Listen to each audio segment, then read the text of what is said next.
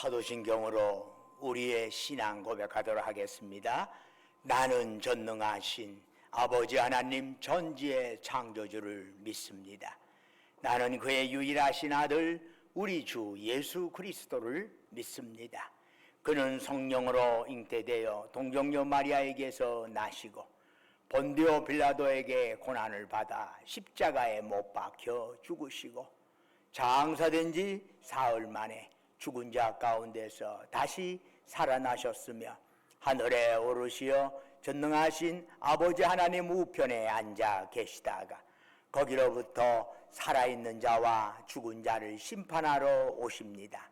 나는 성령을 믿으며 거룩한 공교회와 성도의 교제와 죄를 용서받는 것과 몸의 부활과 영생을 믿습니다. 아멘. 자리에 앉으셔서 찬송가 31장 부르시겠습니다.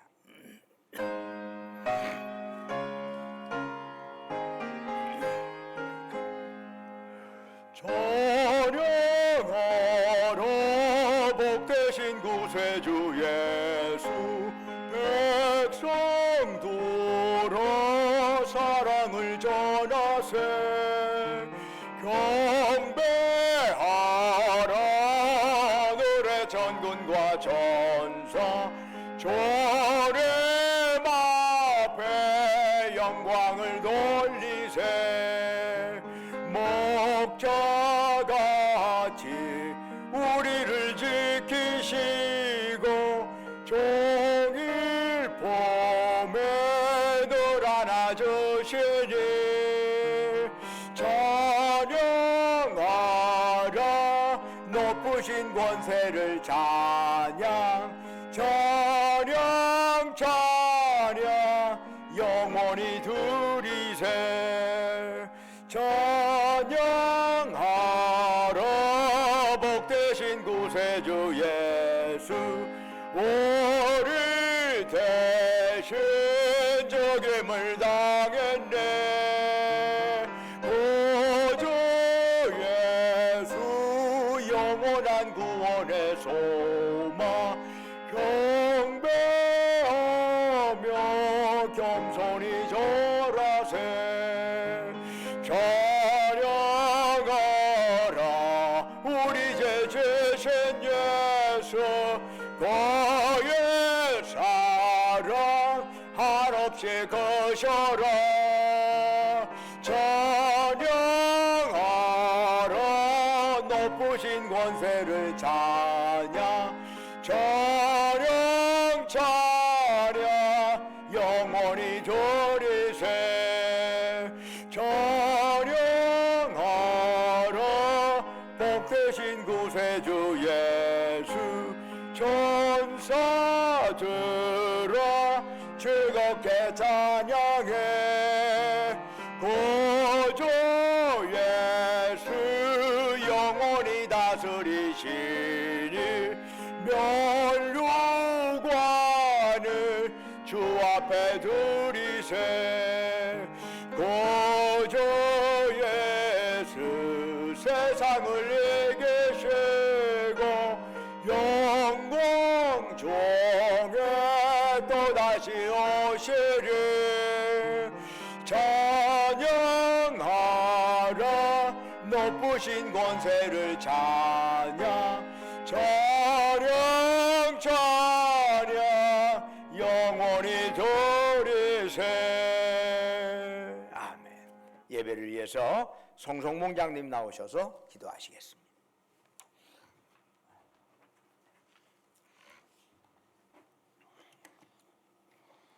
참 좋으신 하나님 아버지, 저희를 사랑하여 주셔서 거룩한 주의 전에 모이게 하여 주신 것을 감사합니다.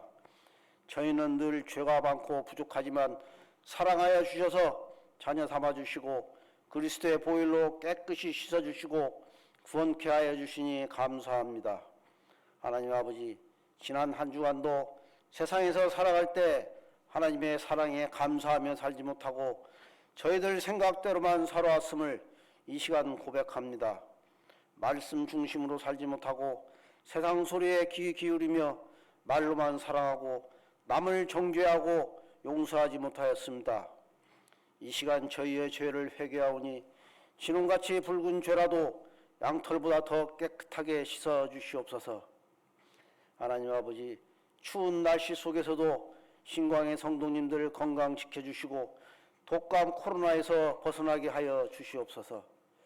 육신으로 고통당하는 성도들에게는 건강과 힘을 주시고 경제적인 어려움이 있는 성도들에게는 물질의 복을 내려 주시옵소서. 믿음이 연약한 성도들에게는 믿음의 은사를 더하셔서 굳세고 담대한 믿음으로 살아가게 하시고 시험당한 성도들에게는 일어설 수 있는 은혜를 내려 주시옵소서.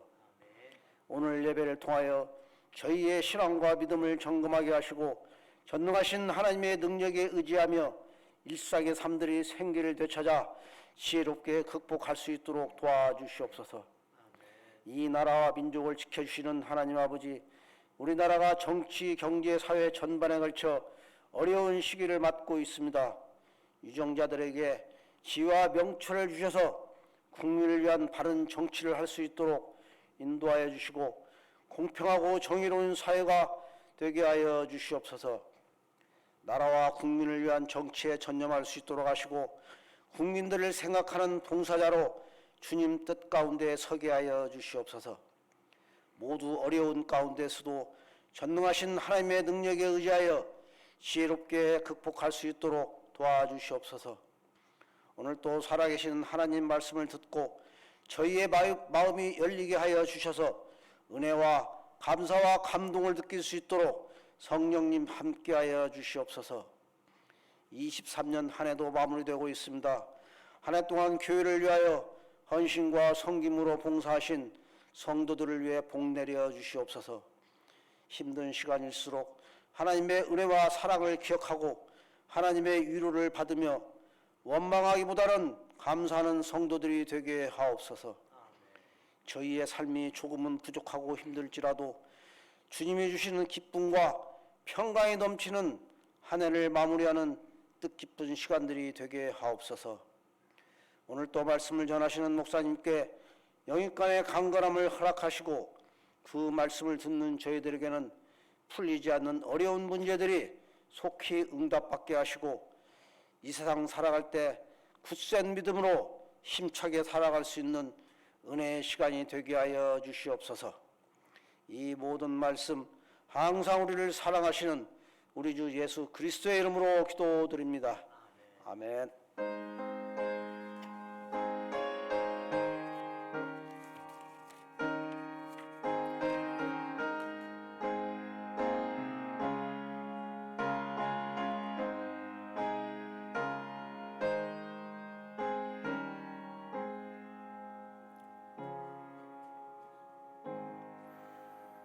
할렐루야. 우리 좌우에 있는 형제 자매들을 향해 사랑 인사 나눕니다. 주님의 이름으로 사랑합니다. 샬롬. 주님의 이름으로 사랑합니다. 좌우에 있는 형제 자매들을 향해서 축복하며 주님의 이름으로 사랑합니다. 교회 소식 전해드리겠습니다. 오늘은 12월 24일 성탄주일입니다. 그래서 대림절 넷째 주일이자 성탄주일인데 특별히 그래서 오늘 내일이 또 12월 25일이네요. 그래서 오늘은 주일 3부 예배는 가족 모임으로 대체하기 때문에 오늘 오후에 3부 예배는 별도로 없음을 유념하시기 바랍니다. 대신 내일 성탄절 예배를 드리겠습니다. 내일 월요일 오전 11시에 바로 이 자리에서 주님이 이 땅에 오심을 기념하는 성탄 예배 드리도록 하겠습니다. 특별히 그리고 이제 이번 주 그리고 다음 주 2주에 걸쳐서 우리 구역 예배에 각 쉼을 갖도록 하겠습니다. 여러분 유념해 주시기를 바라고요. 특별히 이번 주가 12월 24일, 다음 주가 12월 31일입니다. 다음 주 마지막 송년주일이자 또 12월 다섯째 주일이네요. 여러분 매 달의 다섯째 주일은 뭐 있죠? 속회별 모임이 있습니다. 그래서 다음 주 12월 30일은 속회별로 주일 3부 예배를 대체하게 될 터인데, 이를 위해서 각 속회들은 나름대로의 모임을 유념해 주시기를 바랍니다. 그리고 송구 영신 예배가 12월 31일 다음 주일에 오후 11시에 있습니다. 그래서 2023년 한 해를 보내고 2024년 또 한 해를 어디에서 보내요? 바로 교회에서 하나님께 예배드리면서 보내는 것이 가장 좋습니다. 해보고 새해를 맞이하는 게 아니라 해를 만드신 하나님 보고 새해를 맞이하는 것이 가장 복된 일인 것입니다. 그래서 송구영신 예배 다른 거 제쳐놓고 주님 앞에 다 나올 수 있기를 간절히 바랍니다. 그리고 기부금 영수증 필요하신 분들은 사무실에 문의하시면 받아가실 수 있습니다. 교회 헌금의 액수 정확히 기록해 드려서 발급될 것입니다. 그리고 재정감사를 위한 회계장부를 회계결산일 12월 31일까지 결산해서 1월 7일까지 회계장부를 사무실에 제출하셔서 감사를 받을 수 있기를 바랍니다. 이제 오늘 예물 드리는 시간을 가지게 될 것입니다. 우리 특별히 아이노스 우크렐레 사역팀이 추운 날씨에 꾸준히 연습 오셔가지고 오늘 이 예물 드리는 시간에 특별 찬양 드리도록 하겠습니다.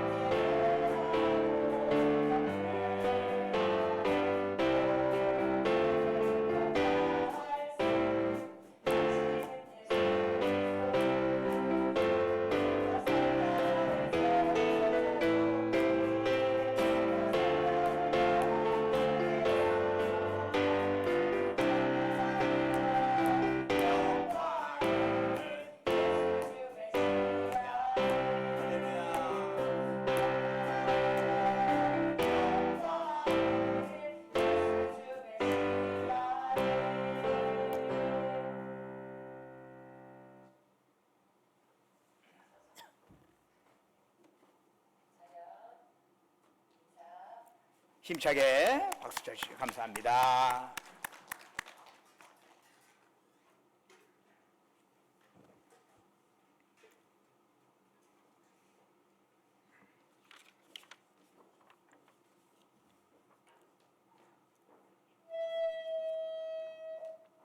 수고하셨습니다.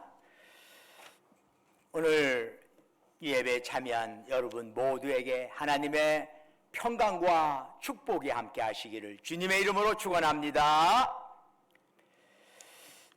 언젠가 영국의 버밍엄의 한 위원회가 크리스마스라고 하는 명칭을 좀 바꿨으면 좋겠다 하는 의견서를 시 담당자에게 제출한 적이 있습니다.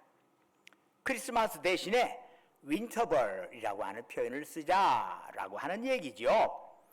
윈터벌이라고 하는 것은 겨울이라는 의미의 윈터와 축제라는 뜻의 페스티벌을 합성해서 윈터벌이라고 하는 표현을 쓰면 좋겠다.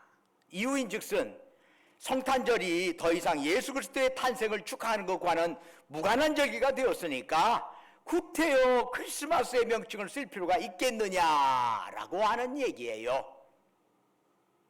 어이가 없는 말이겠지만은 그것을 주장하는 사람들의 의견이 서글프게도 오늘날의 상황과 딱 맞아떨어지고 있습니다. 요즘 백화점을 가보십시오. 감히 일반 교회에서는 엄두도 내지 못할 화려한 크리스마스 추리가 놓여 있습니다. 사람들은 성탄 캐롤을 들으면서 종교와는 아무런 관련 없이 쇼핑을 합니다.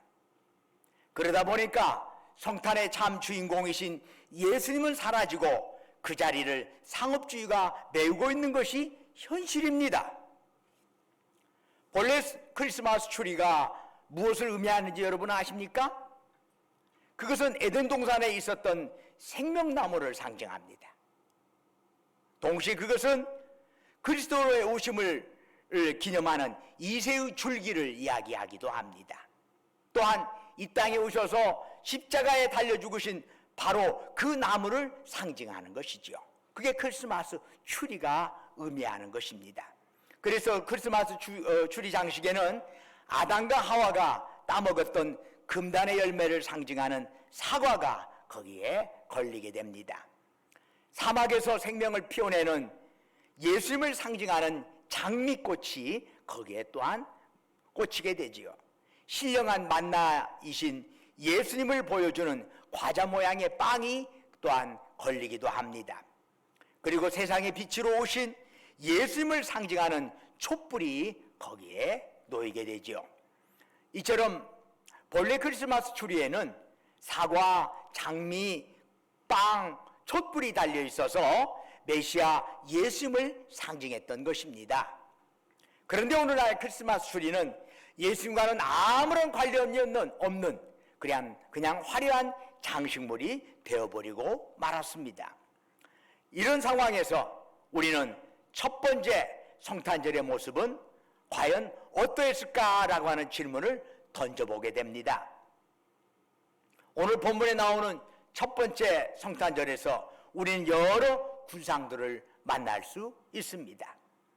그리스도가 탄생했지만 그의 무관심한 사람이 있었습니다. 혹은 무관심을 넘어서서 적대적인 사람도 있었습니다.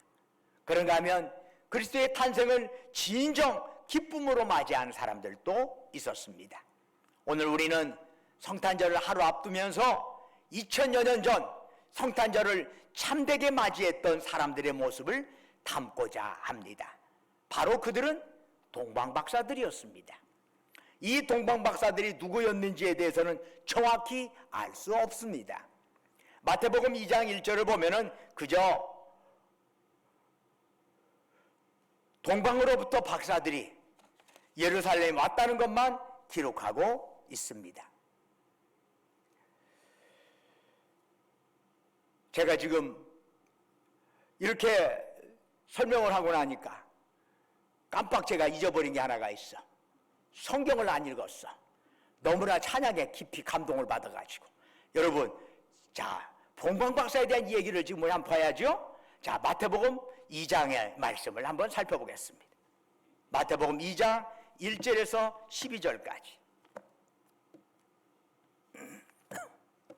마태복음 2장 1절에서 12절까지 저와 여러분이 한 절씩 교독하도록 하겠습니다. 헤로드 왕 때에 예수께서 유대 베들레헴에서 나심에 동방으로부터 박사들이 예루살렘에 이르러 말하되 유대인의 왕으로 나신 이가 어디 계시냐? 우리가 동방에서 그의 별을 보고 그에게 경배하러 왔노라 하니 헤로드 왕과 온 예루살렘이 듣고 소동한지라. 왕이 모든 대제사장과 백성의 서기관들을 모아 그리스도가 어디서 나겠느냐 물으니 이르되 유대 베들레헴이 오니 이는 선지자로 이렇게 기록된 바 또 유대 땅 베들레헴아 너는 유대 고을 중에서 가장 작지 아니하도다. 네게서 한 다스리는 자가 나와서 내 백성 이스라엘의 목자가 되리라 하였음이니이다. 이에 헤롯이 가만히 박사들을 불러 별이 나타난 때를 자세히 묻고 베들레헴으로 보내매 이르되 가서 아기에게 대하여 자세히 알아보고 찾거든 내게 고하여 나도 가서 그에게 경배하게 하라. 박사들이 왕의 말을 듣고 갈새 동방에서 보던 그 별이 문득 앞서 인도하여 가다가 아기 있는 곳 위에 머물러 서 있는지라. 그들이 별을 보고 매우 크게 기뻐하더라. 집에 들어가 아기와 그의 어머니 마리아가 함께 있는 것을 보고 엎드려 아기께 경배하고 보배압을 열어 황금과 이왕과 모략을 예물로 드리니라. 그들은 꿈에 헤로데게로 돌아가지 말라 지시하심을 받아 다른 길로 고국에 돌아가니라. 아멘. 2장 1절에 보니까 동방으로부터 박사들이 예루살렘에 이르러 말하되 라고 표현이 되어 있습니다. 여러분 여기에 그들의 이름이 나와요? 안 나오지요. 이 동방 박사들이 몇 명입니까? 없습니다. 우리는 그림으로 세 명의 동방 박사일 거라고 생각을 하지만 성경에는 3명이라고 하는 명시된 내용이 하나도 없습니다. 다만 3가지의 예물 황금과 이왕과 모략을 드렸다 해서 3명이 각각 하나씩 드렸지 않았을까 해서 3명으로 추측을 하는 것이지 성경에 의하면 몇 명의 동방 박사들이 왔는지 모릅니다. 그들의 국적 알 수 없습니다. 많은 역사가들은 아마 그들이 노아의 세 아들 중 셈의 후손이었을 것이라고 추측을 합니다. 그들은 해박한 지식과 지혜를 지닌 자들로서 페르시아에 많이 살고 있었고 예수님이 태어날 당시에는 팔레스틴 곳곳에서도 그들과 같은 사람들이 흩어져 살았다고 합니다. 그들은 사람들로부터 존경을 받았을 뿐만 아니라 권세도 있어서 여행할 때 되면은 많은 군인들과 노예들을 거느리고 다녔습니다. 오늘 본문의 2절 3절에 의하면은 동방으로부터 온 박사들이 유대인의 왕으로 나신 이가 어디 있느냐 우리가 경배하러 왔다 하는 소리를 듣고 헤로드 왕과 온 예루살렘이 소동할 정도가 되었답니다. 그렇다면 그 정도의 형태의 예루살렘이 소동할 정도로 형태의 사이즈라면은 이 동방 박사들과 수행한 무리들이 상당수였을 것이라고 추측이 됩니다. 그런데 왜 동방 박사들이 먼 길을 걸어 예루살렘까지 왔지요? 무엇 때문에 교통도 좋지 않은데 온갖 고생 다 하면서 아기 예수를 찾았을까요? 마태복음 2장 2절을 보니까 그에게 경배하러 왔노라 되어 있고 11절에 보니까 아기께 경배하였다고 합니다. 그렇습니다. 그들이 동방에서부터 예루살렘까지 먼 길을 마다하지 않고 찾은 이유는 그들의 유익을 추구하기 위해서가 아니었습니다. 오직 한 가지 이유, 메시아로 오신 아기 예수님을 경배하기 위함이었습니다. 그러므로 성탄절을 앞두고 우리가 가장 먼저 가져야 할 자세는 오직 주님께 진정 경배를 드려야 한다는 것입니다. 주님께 경배 드리지 않는 성탄절은 다 가짜입니다. 주님께 영광 돌리지 않은 형태의 성탄절의 축하는 다 하나님과는 무관한 것이라는 것을 여러분 알아야 합니다.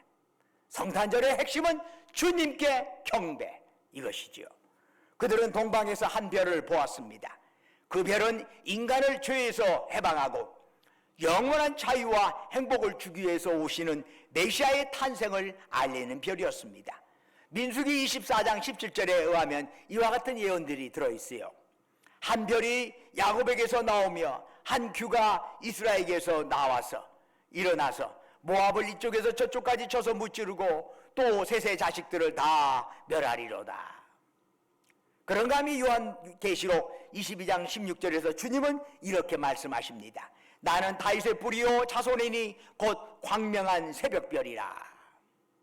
예수님께서는 광명한 새벽별로 이 세상에 오셨습니다. 우리 주님은 모든 인간의 가슴 속에 불멸의 소망을 주시는 빛으로 이 세상에 오셨습니다. 바로 이 사실을 동방박사들은 알고 있었기에 만사 다 제쳐놓고 아기 예수님께 경배드리려고 먼 길을 찾아온 것입니다. 그런데 참 이상한 일이 있죠. 오랫동안 메시아 예언을 들어왔고 그 메시아를 기다리던 이스라엘 백성들은 정작 메시아가 탄생했을 때 그 사실을 몰랐다는 사실입니다. 모르고 또한 경배도 하지 않았다는 사실입니다. 동방박사들이 유대인의 왕으로 나신 이가 어디 계십니까? 물었을 때야 비로소 그들 가운데 소동이 일어났습니다. 아니 이게 뭔 소리야? 그런데 어디를 봐도 그 소식에 기뻐하는 모습을 찾아볼 수는 없습니다. 다만 들에서 양떼를 치던 목동들만이 천사로부터 소식을 듣고 아기 예수께 영광을 돌렸을 뿐입니다. 헤로드 왕 같은 자는 겉으로는 그 메시아를 환영하는 척 했지만 속으로는 아기 예수를 죽이고자 했습니다. 자기의 왕의 자리를 위협한다고 생각했기 때문이지요. 그런가 하면 4절에 언급되는 대제사장과 서기관들은 율법과 예언의 말씀에 아주 능통한 사람들입니다. 그래서 헤로드 왕이 메시아가 어디에서 태어날 것이냐 물었을 때 그들은 베들레헴이라고 정확하게 알려주었습니다. 그러나 정작 자신들은 더 이상 관심을 기울이지 않았습니다. 가장 먼저 경배를 드렸어야 할 그들인데 전혀 그렇지 않았다는 얘기입니다. 머리는 알고 있었지만 그들의 손발은 움직이지 않았다는 얘기입니다. 이러한 첫 번째 성탄절 상황을 보면서 이제 우리는 우리 자신을 살펴봐야 할 것입니다. 한편으로는 주님을 경배하고 주님과 함께하기를 원하지만 다른 한편으로는 주님을 부담스러워하고 주님보다는 나 자신의 즐거움이나 이익을 더 소중히 여겨오지는 않았는지 우리 스스로를 반성할 필요가 있습니다. 대제사장이나 서기관들처럼 메시아가 오신다는 것을 알면서도 그 오심을 자신들과 무관한 것처럼 여기고 기대감과 감격을 잃어버린 채 그냥 의무감으로만 신앙생활을 하는 모습은 아닌지 우리는 반성할 필요가 있습니다. 그렇다면 우리는 다시 한번 먼 곳에서 아기 예수를 찾아온 동방박사들의 그 태도를 배울 필요가 있는 거죠. 주님을 만나기 위해서 온갖 어려움을 감내하는 것이죠. 주님께 경배하기 위해서 내 힘든 일 기꺼이 받아들인다는 것이죠. 오늘날 모든 문명이 점점점 발달하면서 조금만 불편해도 참지를 못합니다. 조금 지루한 건 견딜 수 없습니다. 그래서 하나님 말씀 차근차근 읽어가는 거 재미없습니다. 그냥 한 2, 3분 내 반짝하는 거 뭐 없나? 요즘에 동영상도 유튜브나 이런 형태에 있어서도 긴 것은 사람들이 관심을 기울이지 못합니다. 그냥 쇼폼 형태로 그냥 몇 초간 있는 거, 한 1, 2분 있는 거 이런 게 짤막 하는 것에 더 관심을 기울이지 그것을 깊이 파들어가는 것에 대해서 별로 관심이 없습니다. 이런 문화적 추세에서 주님을 위하여 내가 기꺼이 내 고생하고 힘든 걸 감내하고 이런 거 결코 쉬운 일이 아닙니다. 그러나 다시 한번 우리가 배워야 할 것은 주님을 위하여 기꺼이 우리가 희생하는 동방박사들의 그 모습인 것입니다. 오늘날 다시금 우리는 아무리 세상의 문화가 어떻게 흘러간다 할지라도 우리는 주님이 원하는 그 방식대로 걸어가는 것입니다. 그들은 오직 주님께 경배하고자 하는 단 하나의 목적만으로 먼 길을 걸어왔습니다. 그들은 자신들이 가지고 있는 연륜이나 지식이나 명예 다 내려놓고 냄새나는 마국간에 태어나신 아기 예수께 엎드려 경배했습니다. 그들은 그 경배를 통해 경배를 하면 나한테 어떤 이익이 돌아올 것인가, 이거 계산한 거 전혀 없습니다. 내가 이렇게 유향을, 황금을 갖다 주면 나한테 몇 배로 되돌아오겠지 계산하지 않습니다. 오직 이 땅에 메시아로 오신 그분께 경배할 수 있는 그 하나만으로도 그들은 충분히 행복할 수 있었던 것입니다. 동방박사들의 모습에서 성탄을 맞이해야 할, 우리가 배워야 할 것이 하나 더 있습니다.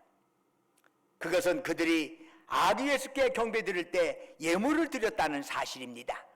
그게 무엇이요? 황금과 유향과 몰약입니다. 학자들은 이 예물들에 대해서 나름대로 영적인 의미가 들어있다고 이야기를 합니다. 황금은 가장 고귀한 것으로서 예수님이 만왕의 왕이심을 상징한다는 것입니다. 유향은 제사장을 임직할 때 사용되는 향기로운 진액입니다. 이 유향을 아기 예수께 드린다는 것은 예수님께서 대제사장이 되심을 뜻하는 것이라는 거지요. 셋째 예물인 몰약은 죽은 사람에게 바르는 약입니다. 그러므로 몰약을 아기 예수께 드린다는 것은 예수께서 인간을 위하여 죽으실 분이라는 것을 의미하는 것이지요. 그런데 황금, 유향, 몰약의 의미가 어떠하든 중요한 것은 동방박사들은 그 당시에 가장 귀한 예물을 주님께 드렸다는 사실입니다. 정말 귀한 것을 주님께 드리는 것, 바로 이런 헌신이 성탄절에 있어야 한다는 것입니다. 사랑하는 성도 여러분, 여러분은 주님께 무엇을 드리고자 하십니까? 주님께 나올 때 어떤 예물을 준비하셨습니까? 유명한 설교가이자 프리스턴 대학교의 문학교수였던 헨리 반 데 나이크라고 하는 사람이 있습니다. 이 사람이 네 번째 현인 이야기라고 하는 책을 썼어요. 그 책에서 아주 흥미로운 내용을 전하고 있습니다. 그 책에 의하면 동방박사는 본래 4명이었답니다. 그런데 그 네 번째 이름은 알타반이라고 합니다. 그는 다른 3명과 함께 천문학을 연구하다가 메시아의 별을 보고 그분께 경배하러 가기로 결정을 내렸습니다. 그래서 일단 4명이 각각 자기 집으로 돌아가서 여행 준비를 하고 또 태어나신 왕께 드릴 예물을 마련해서 한 장소에서 만나기로 했답니다. 그래서 알타반은 왕께 드릴 예물로 청옥과 루비와 진주를 준비해서 약속 장소로 갔습니다. 그런데 유프라테스 강을 건널 무렵에 종려나무 아래 한 사람이 쓰러져 있는 것을 보았습니다. 그 사람은 강도를 만나 모든 것을 빼앗기고 사경을 헤매고 있었습니다. 알타반은 갈 길이 바빴지만 그 환자를 안전한 곳으로 옮겨놓고 나서 빵과 약을 모두 그에게 주었습니다. 그리고 나서 약속 장소로 가니까 이미 다른 3명은 모두가 떠나고 없었습니다. 하는 수 없이 그는 혼자서 온갖 고생을 하면서 예루살렘을 찾아갔답니다. 그러나 그곳엔 이미 그 친구들이 아기 왕께 경배를 하고 나서 천사의 지시대로 다른 길로 자기 집으로 돌아가 버리고 말았습니다. 아기 예수님도 헤롯 왕의 공격을 피해서 애굽으로 피신을 떠난 뒤였습니다. 알타반이 베들레헴에서 아기 왕을 찾고 있을 때 한 여자의 비명소리가 들려왔습니다. 급하게 그곳을 가보니 한 여자가 젖먹이를 안고 비명을 지르고 있었습니다. 이유인즉슨 군인들이 칼을 들고 그 어린아기를 죽이려고 하는 겁니다. 2살 아래 어린이들은 다 죽여라 하는 헤롯 왕의 명령이 있었기 때문이죠. 알타반은 급히 청옥을 꺼내 그 군인들에게 주면서 그 아기를 살려줄 것을 간청했습니다. 그리고는 그 아기와 어머니를 안전한 곳으로 피신시켜 주었습니다. 이제 알타반은 아기 예수님을 찾아 애굽으로 떠났습니다. 애굽 이곳저곳을 찾아 헤매다가 그곳에 있는 빈민촌 노예시장에서 여러 불쌍한 사람들을 만나게 됩니다. 이 알타바는 가지고 있던 루비를 팔아서 그들을 도와주었습니다. 그러다가 뒤늦게 예수님께서 다시 유대 땅으로 돌아갔다는 사실을 알게 되었습니다. 알타바는 다시 길을 떠나게 되었습니다. 다시 유대 땅으로 가신 그 예수님을 찾아가야 했습니다. 그런데 그 과정이 여의치가 않아서 그러는 사이에 33년이라는 세월이 흐르고 말았습니다. 그런 33년을 헤매면서도 마지막 보물인 진주는 꼭 간직하면서 이것만은 메시아에게 바치겠다 다짐을 했습니다. 그가 다시 예루살렘에 돌아왔을 때 자기가 33년 동안이나 찾아 헤매던 그 왕께서 십자가를 지고 가신다는 소식을 듣게 되었습니다. 그래서 그는 가지고 있던 진주로 그 왕을 속량하려고 하는 생각을 하고 달려가는데 한 소녀를 발견하게 됩니다. 그 소녀는 아버지의 빚 때문에 노예로 팔려가는 중이었는데 그 소녀의 모습이 너무나 가련해서 알타바는 가지고 있던 진주를 주인에게 주어서 그 소녀를 구출해 주었습니다. 이제 알타바에게는 남아있는 것 아무것도 없었습니다. 그러나 그의 마음속에는 일찍이 경험해보지 못했던 평화가 스며들어 왔습니다. 그리고 이제 늙고 지친 알타바는 그만 땅에 쓰러지고 말았습니다. 그런데 그 순간 하늘에서 한 음성이 들려왔고 알타바는 그 음성에 이렇게 대답했습니다. 아닙니다. 주님, 제가 언제 당신이 굶주렸을 때 먹을 것을 드렸습니까? 언제 당신이 목말랐을 때 마실 것을 드렸습니까? 제가 언제 당신이 벌거벗을 때 입을 것을 드렸습니까? 저는 33년 동안 당신을 찾아다녔습니다. 하지만 당신의 얼굴을 본 적도 없으며 섬겨드린 적도 없습니다. 그때 하늘에서 다시 소리가 들려왔습니다. 내가 진실로 이르노니 네가 내 형제 중 지극히 작은 자 하나에게 한 것이 곧 내게 한 것이니라. 내 아버지께 복받을 자 알타바니여, 나와 창세로부터 너를 위하여 예비된 나라를 상속하라. 그토록 만나 뵙기를 원했던 주님의 음성이 그에게 들려온 것입니다. 죽어가는 알타반의 얼굴 위로 놀라움과 기쁨의 광채가 잔잔히 떠올랐습니다. 네 번째 동방박사 알타반, 그는 이 세상에서 예수를 만나려고 먼 길을 찾아 헤매었지만 직접 만나지 못했습니다. 그러나 그는 살아가는 동안 주님께서 하셔야 할 일을 대신했습니다. 그게 무엇이요? 부상당한 자에게 먹을 것을 주었고, 죽임당한 아기의 생명을 살려내었고, 노예로 팔려가는 소녀를 구해주었습니다. 그리고 그는 가지고 있던 모든 것을 작은 자들을 위해 내어줌으로써 마침내 하늘의 왕을 만날 수 있었던 것입니다. 성탄절을 앞두고 진정으로 주님의 오심을 기뻐하며 주님 맞이할 준비를 하시는 성도님들, 이제 우리는 무엇을 들고 주님 앞으로 나아갈까요? 어떤 모습이 진정 성탄을 맞이하는 모습일까요? 그것은 우리가 오늘의 동방박사가 되는 것입니다. 저와 여러분이 5번째, 6번째, 7번째 동방박사가 되는 것입니다. 어떻게 그럴 수 있을까요? 내게 황금이 없어요. 내게 유향이 없어요. 내게 몰약도 없어요. 내게 진주도 없어요. 그러나 내가 지니고 있는 것들을 아낌없이 내놓음으로써 우리는 주님을 경배하는 동방박사가 될 수 있습니다. 우리 옆에 있는 작은 자들, 간절히 도움을 필요한 자들에게 내가 가진 것을 나눠줌으로써 우리는 동방박사가 될 수 있습니다. 우리는 예수님을 세상의 화려함 속에 찾을 수는 없답니다. 왜 그런가요? 주님은 누추한 마국간, 추위와 고통이 있는 그곳에 계시기 때문입니다. 아무도 모르게 여러분의 소중한 것을 도움이 필요한 이웃들에게 나눌 수 있기를 바랍니다.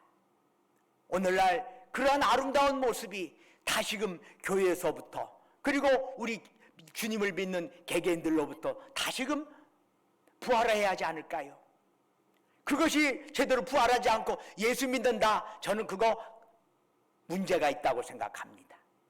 그것은 올바른 경배도 아니고 올바로 주님을 찬양하는 거 아니랍니다.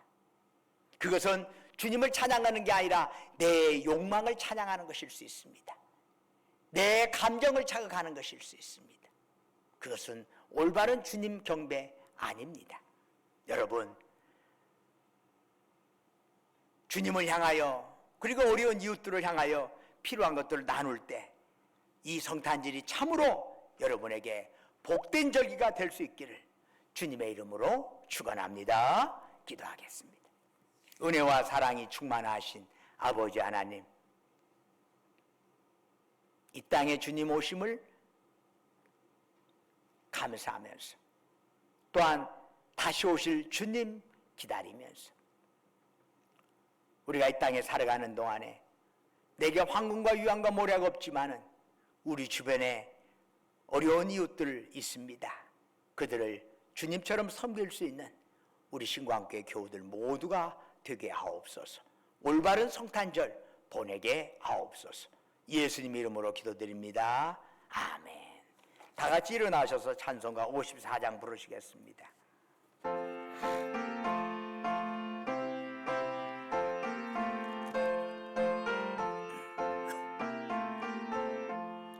주여 복을 구하오니 노래가게 하시고 사람마다 전례로 이게 돌아가시고 광야 같은 세상에서 항상 인도하소서. 주의 복된 말씀 듣고 무한 감사합니다. 구원받은 저의 성도 열매 맺게 하시며 하나님의 은혜 함께 항상 계시 옵소서. 아멘. 이제는 우리 주 예수 그리스도의 은혜와 아버지 하나님의 크신 사랑과 성령님의 이루하시고 교통하시고 충만케 하심의 역사가 이 땅에 오신 주님 바라보면서 주님 앞에 주님 오심을 기념하는 성탄절, 나는 어떻게 그 성탄절을 축하할까? 성탄절의 주인이신 주님 바라보면서 주님께 예물 드리고 또한 우리 주변에 주님의 모습으로 나타나는 어려운 사람들, 그들을 섬기는, 나누는 그런 성탄절 그렇게 보내겠노라고 다짐하는 자랑하는 주의 백성들, 그들이 속해 있는 가정과 직장과 사업장 위에 외지에서 공부하느라 직장 다니느라 군복무하느라 수고하는 우리 아들 딸들 위해 지금도 영원토록 함께 하시기를 간절히 축원하옵나이다. 아멘.